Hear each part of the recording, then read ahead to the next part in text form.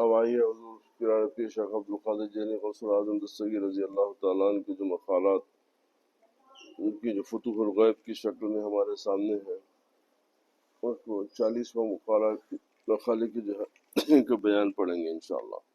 یہ ہے مقالۃ الاربعون، یہ ہے یہ 40واں مقالہ ہے، اور اس کے مترجم ہے شاہ عبدالحق محدث دہلوی رضی اللہ تعالیٰ عنہ۔ انہوں نے اس مقالے کا عنوان رکھا ہے روحانی لوگوں میں داخلے کا طریقہ۔ اب یہ اس مقالے کا یہ عنوان ہے آج کے، روحانی لوگوں میں داخلے کا طریقہ۔ تو اس پہ آپ فرماتے ہیں حضرت شاہ جیلان غوث اعظم دستگیر رضی اللہ تعالیٰ عنہ نے فرمایا کہ جب تک سارے احکام بشریت اور صفات جسمانیت کے مخالف اپنے اعضاء و جوارح سے جدا اپنے وجود، حرکات و سکنات، سننے، دیکھنے، بولنے، پکڑنے، سعی یعنی محنت اور عمل سے تنہا نہ ہو جاؤ، یعنی اپنے اعضاء کی معصیت کے اپنے جسم یعنی اپنے اعضاء سے جو گناہ ہے اس کو کرنے سے اور مرضی مولا کے خلاف کام کرنے میں ان سے جدا رہو۔ اہل تصوف و طریقت کی زبان میں ان اعضاء آنکھ، کان، ناک، زبان، ہاتھ، پاؤں، پیٹ اور فرج کو ہفت اندام کہتے ہیں۔ ان کو مصیبت سے بچانا اور اللہ سبحانہ و تعالی کی مرضی اور اطاعت میں لگانا واجب ہے۔ تو جب تک ان سے تم الگ نہ ہو جاؤ، ان سے دور ہو کے تنہا نہ ہو جاؤ، روحانی لوگوں کی جماعت میں داخل ہونے کی امید نہ رکھو۔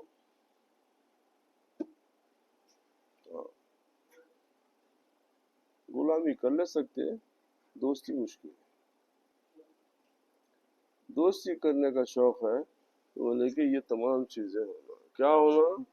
احکام بشریت اور صفات جسمانیت کے مخالف اپنے تمام اعضاء یعنی ہاتھ، پیر، یہ تمام اعضاء کو وہ جوارح سے جدا اپنے وجود، اپنی ذات سے، حرکات و سکنات سے، سننے، دیکھنے، بولنے، پکڑنے، سعی اور عمل سے تنہا نہ ہو جاؤ، یعنی اس کو الگ کر دو۔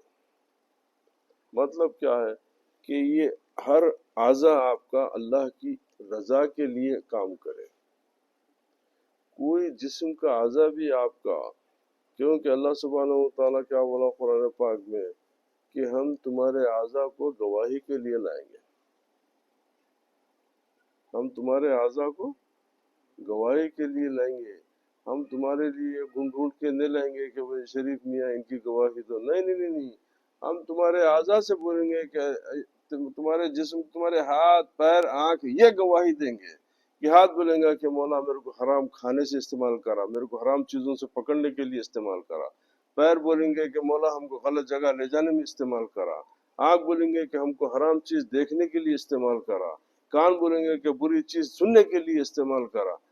تو اس طریقے سے ہر اپنے آپ کے اعضاء کو اللہ سبحانہ و تعالیٰ سورہ یاسین کہ تمہارے اعضاء کو قیامت میں پیش کرے گا کہ وہ گواہی دیں گے، تو لہذا بچ کے جانے کا کوئی راستہ نہیں ہے۔ بہتر یہ ہے کہ توبہ دنیا میں کر لو، دل سے توبہ کر لو، اللہ سے گناہوں کی طلب کرو، اللہ تعالیٰ سے مغفرت کی طلب کر لو کہ وہ معاف ہو جائے، وہ غفور الرحیم ہے اس کی ذات۔ بے شک اللہ فرمایا کہ میں ان اللہ یغفر الذنوب جمیعا، میں تمہارے تمام گناہ معاف کروں گا، بشرطے کہ تم اخلاص کے ساتھ توبہ کر کے میری بارگاہ میں حضور ہو جاؤ۔ اب یہاں پر یہ ہے کہ جب اچھے لوگوں کی جماعت میں بیٹھنے کی جو خواہش ہے تو اس کے لیے یہ تمام چیزیں کرنا ہے۔ اچھا، سعی کا معنی ہے دوڑنا اور تیز چلنا، لیکن یہاں مطلق پکڑنا۔ اچھا، اب اس کے بعد میں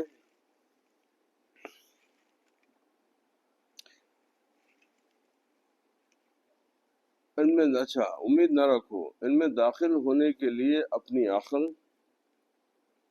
روح پھونکے جانے سے قبل کی اشیاء اور نفخ روح کے بعد پیدا ہونے والی چیزوں سے علیحدہ ہونا ضروری ہے۔ کیا مطلب؟ یعنی اس سے پہلے تقوی کا بیان تھا کہ متقی کے لیے اپنے اعضاء، اپنے حواس کو نامناسب کاموں سے محفوظ رکھنا، اور یہاں دوسرے مرتبے کا ذکر ہو رہا ہے جس میں اوامر کی بجاوری، اوامر بولے تو حکم، امر کی جمع اوامر، تو حکم کو پورا بجا اس پہ چلنا، اس پہ عمل کرنا، اور منہیات سے پرہیز، یعنی جو چیز منع کر دی گئی، امر نہیں ہے نا، قرآن کا لفظ ہے، امر حکم ہے نہیں، اس کی ممانعت ہے، کسی چیز کو جو حلال ہے وہ امر ہے، جو حرام ہے وہ نہیں ہے۔ تو منہیات یعنی جو چیز سے تم کو روکا گیا اس سے پرہیز کے بعد دل کے خطروں کا راستہ اپنایا جاتا ہے۔ سب سے پہلے کیا ہوتا ہے کہ شرع شریف کے احکام کے پابند ہوتے آپ۔ پہلے سب شرع شریف کے احکام ہے کہ جو چیز اللہ اس کے رسول کی ہدایت کے حساب سے قرآن و حدیث میں جو حلال ہے وہ حرام ہے، جو حلال ہے وہ حلال ہے، جو حرام ہے وہ حرام ہے۔ اب اس کے اوپر مکمل عمل ہونا۔ اب یہ عمل ظاہری ہے، یہ عمل ظاہری ہے، مگر پہلے اس کے اوپر آپ کاربند ہونا۔ اس کے بعد پھر اب یہ جو باطنی عمل کے رستے ہیں کہ دل کے خطروں کا راستہ، اب یہ تمام یہ دل کے خطرے ہیں۔ کیا ہے کہ خیال پہ پابندی، فکر پہ پابندی، ہر چیز پہ پابندی ہو، کہ کسی کے بارے میں برا خیال آیا تو وہ بھی اس کو بھی گناہ تصور کرو، کسی کی برائی کرنے ہے اسی کو برا سمجھو، کسی کے دل میں کوئی ہر بری بات سے، ہر وہ چیز جس سے اللہ تعالیٰ کو رضا ہونے میں شک ہو، ان تمام چیزوں سے پرہیز کرنا۔ ما سوائے اچھا اور اپنایا جائے، اور ارادہ و اندیشہ حق تعالیٰ میں منحصر ہو جاتا ہے، یعنی اس کے بعد میں صرف وہی کام کرتا ہے جو اللہ اب کرواتا ہے، یعنی اللہ کی مرضی کے حساب سے۔ اب کیونکہ اس کا اپنا ارادہ نہیں ہوتا، اب جو کام ہوتا ہے وہ اللہ سبحانہ و تعالیٰ کی مرضی سے ہوتا ہے۔ یعنی اس مقام پہ جو ہے حدیث ہے کہ اللہ تعالیٰ فرمایا کہ جب میرے قریب ہو جاتا ہے تو میں اس کے ہاتھ بن جاتا ہوں جس سے وہ کام کرتا ہے، میں جو پیر بن جاتا ہوں جس سے وہ چلتا ہے، میں اس کی آنکھ بن جاتا ہوں جس سے وہ دیکھتا ہے، میں اس کی زبان بن جس سے وہ بولتا ہے۔ تو یہ کب ہوتا ہے کہ جب بندہ خود کامل طور پہ اپنے آپ کو اللہ سبحانہ و تعالیٰ کے حوالے کرے، یعنی اب اس کا اپنا نفس کا کوئی علاقہ باقی نہیں رہتا۔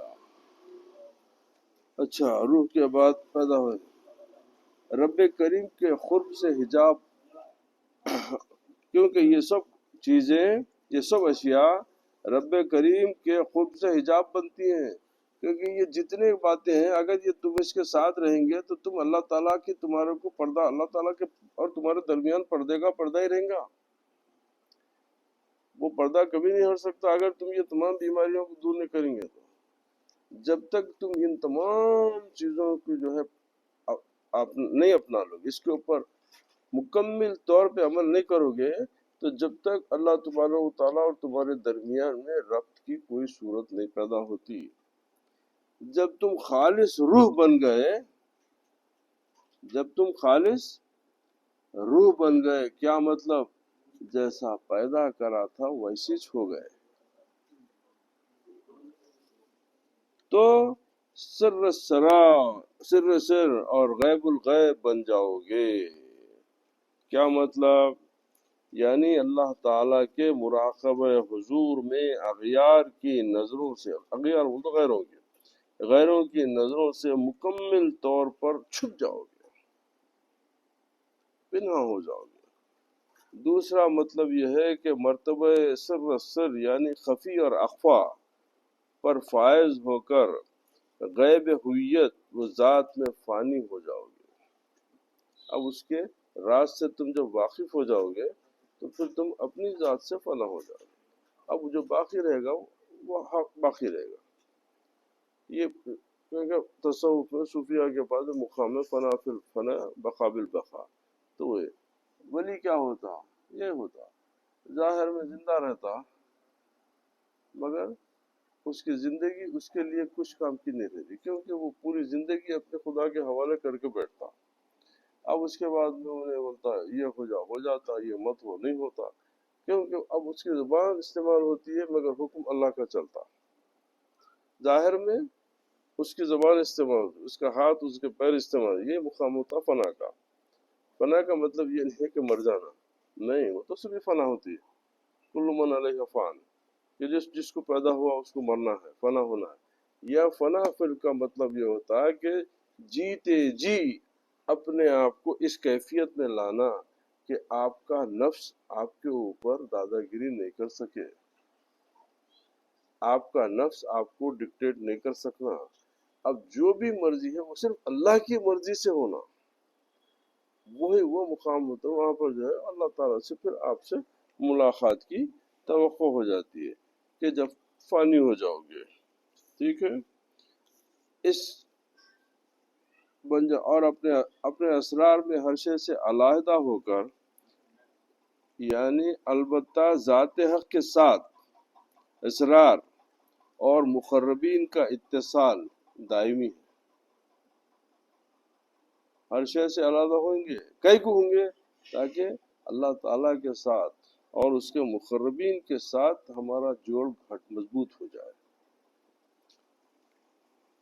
روح اگرچہ محبت کا محل ہے مگر کبھی کبھی قلب و نفس سے تعلق منقطع ہو جاتا ہے.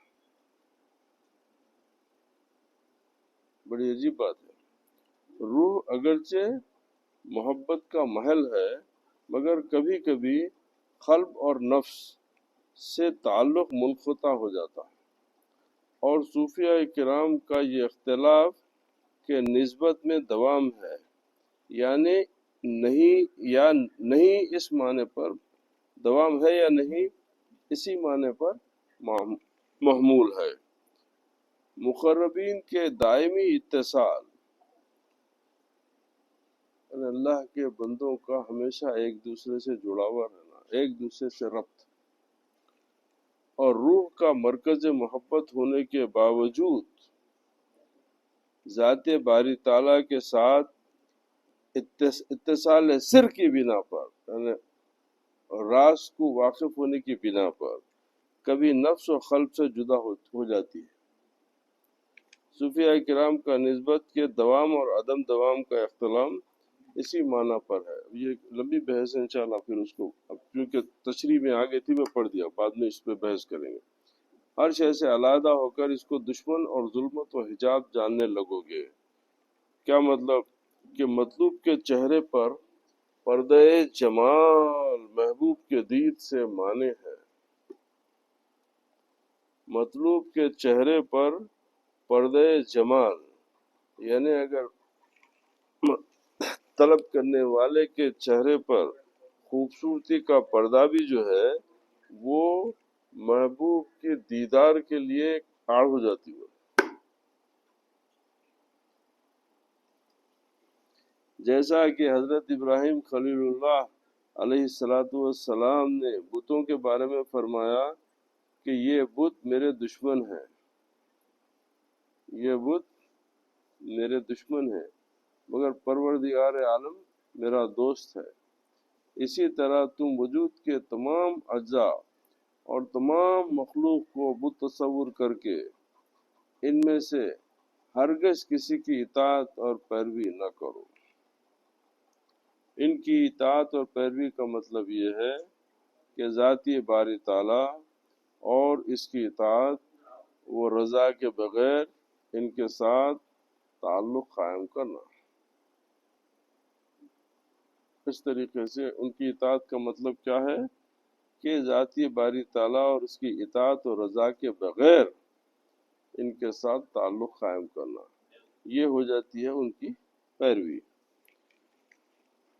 تو اس وقت تمہیں علم لدنی کہ اللہ تعالیٰ کی طرف سے کسب وہ تعلق کے بغیر کشف و الہام حاصل ہوں گے، علم لدنی، وہ اسرار و غرائب کا امین بنا دیا جائے گا، تکوین اور خریق عادات کی طرح کے امور تمہیں سونپ دیے جائیں گے، اور قدرت الہی کے قبیل سے، اور جو قدرت الہی کے قبیل سے ہیں، اور وہ اہل ایمان کو جنت میں ملے گی۔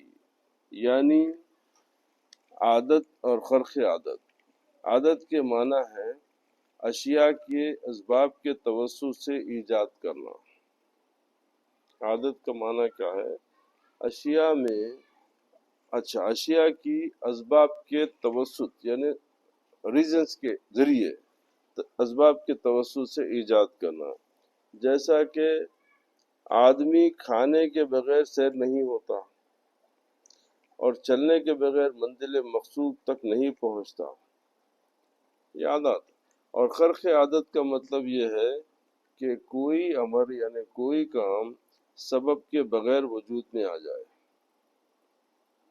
چونکہ اولیاء کرام نفس کی عادات اور مخلوقات کی رسومات سے چھوٹ چکے اور بشری عجز کی تنگی سے نکل کر حق تعالی کی خضاع و قدرت تک رسائی حاصل کر چکے ہیں، انہیں یہ مرتبہ و مقام حاصل ہوتا ہے۔ اب انشاءاللہ تعالی چونکہ افطار کا وقت ہو گیا ہے، سیرن ہو گیا ہے، تو لہذا اب ہم اس کو آج یہاں پر ہی روک دیتے ہیں، اور اللہ سبحانہ و تعالیٰ سے دعا کرتے ہیں کہ پروردگار ہم کو جو ہے اردو اور نیکوں کی، پروردگار صالحین کی غلامی عطا کرے، پیرانے پیر دستگیر رضی اللہ تعالیٰ عنہ کی غلامی، اس کے نسبت کے طفیل اللہ تعالیٰ ان کے کلام کو سمجھنے اور اس پہ عمل کرنے کی توفیق عطا فرمائے۔ اللہ تعالیٰ ہم کو حضور شیخ عبد القادر جیلانی کے فضائل، ان کے برکات سے پروردگار دنیا و آخرت میں محروم نہ رکھے۔ وآخر دعوانا الحمدللہ